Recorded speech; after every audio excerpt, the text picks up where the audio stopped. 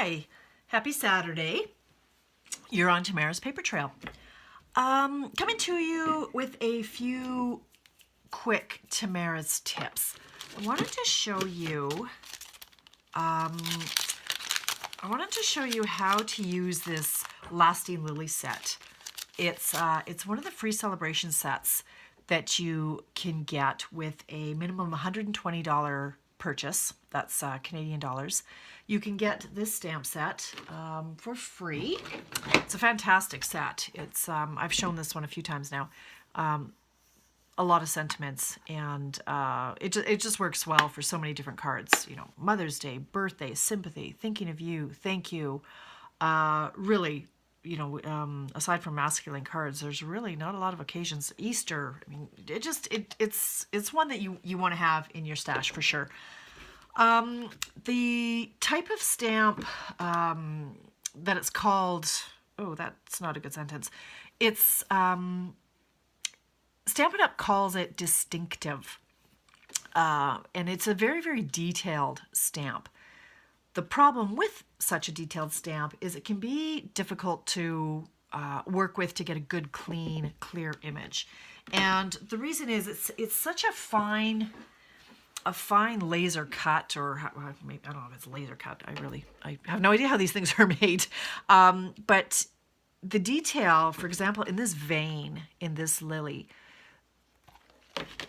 it's so shallow, I guess, that ink can get in there so easily. It can really give you a bad stamped image if you don't know a few tips and tricks. So there's, as usual, there's always more than one way to get a look.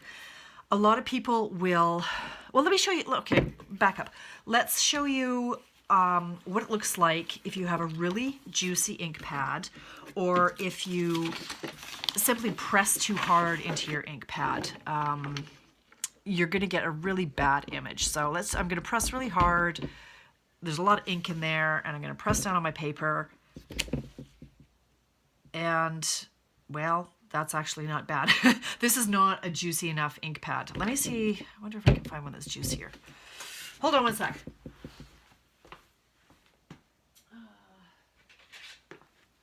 You know, it's typical. Every time I go to do one of these videos and I go to show you what not to do, it turns out just fine. Yeah, well, I should have really inked up an ink pad really, really juicy.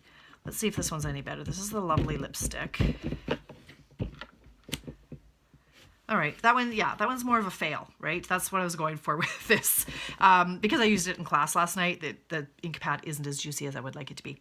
But hey, that's, you know, these are my videos, right? So not polished. So yes, if you're inking, if you're pressing too hard into ink, it's getting into these little veins. So when you stamp it down, it's not a nice, clean image. So let me clean this off. So there's a few ways that you can make that a little bit clearer. Let's just clean this off now so that I'm not contaminating my ink pads. Love the chamois. I don't know if you guys have the chamois. Mine's looking really, used to be purple on the outside. It's looking well loved now. All right, so let's clean that off.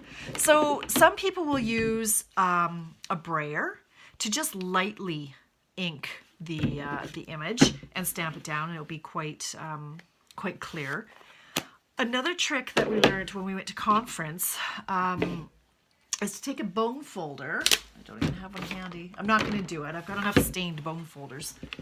But here's one. You can see exactly what I've done.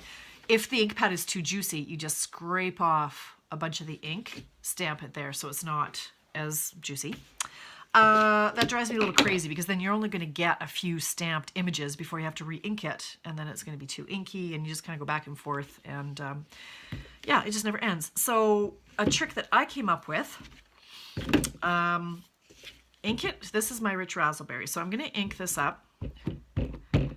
I'm going to assume that's too inky. I'm then going to take my Rich Razzleberry finger dauber, and I'm just going to dab it, or daub it. I don't really know what the right word would be there. Just to kind of even out that ink and take out any puddles of ink that are in these veins are now going to be a little bit softer. I'm going to take this away, or so it's not so messy. I have my pad underneath because, as we know, with our photopolymer stamps, we want to stamp on the paper piercing mat. So we're going to stamp down and up. Try not to drop the stamp as we go. I'm going to do the same thing with this other lily image. Take my dauber and just get some of that ink removed from the detailed spots. Stamp it down beside this guy. So pretty, this card. I just love it.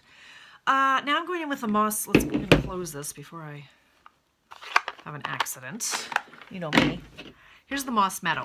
So this image, it's the straight stem with a little leaf.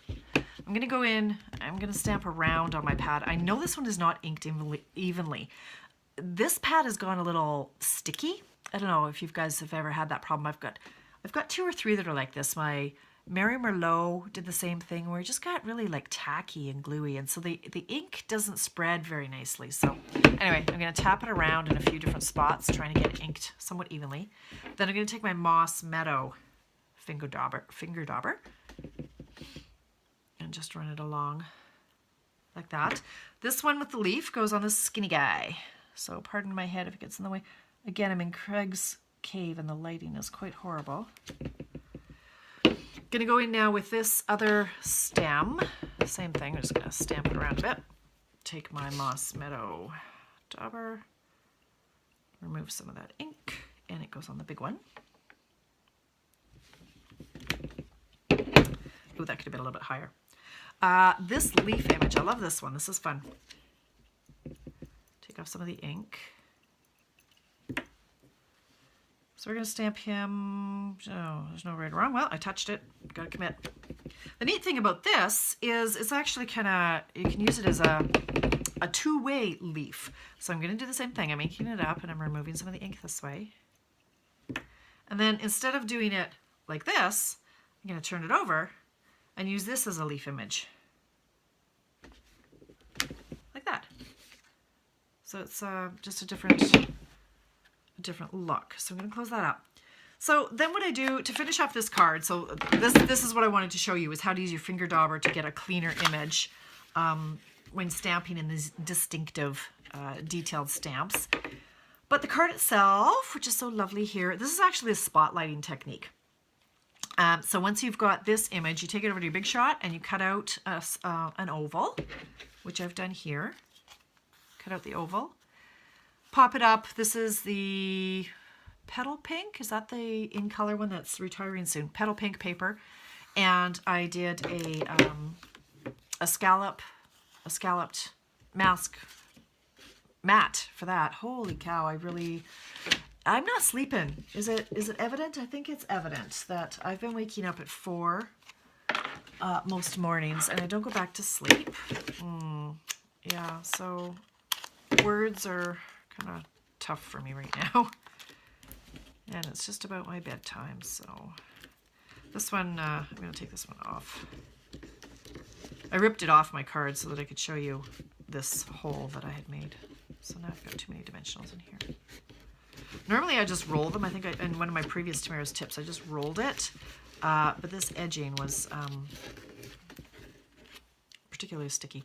Right, so now you're just going to pop that up. You're going to line up your image from where it was cut out. Line it up so your stem is lined up with your stem. Flower's lined up with the flower, like that. And then I went and I did my favorite new little banner. Scored it and tacked it down, added a little pearl, and fantastic. This was the most popular card last night. Just love it. It's just so pretty. Anyway, that's it. Hope you're having a great weekend, and we will talk to you soon. Have a stampy night.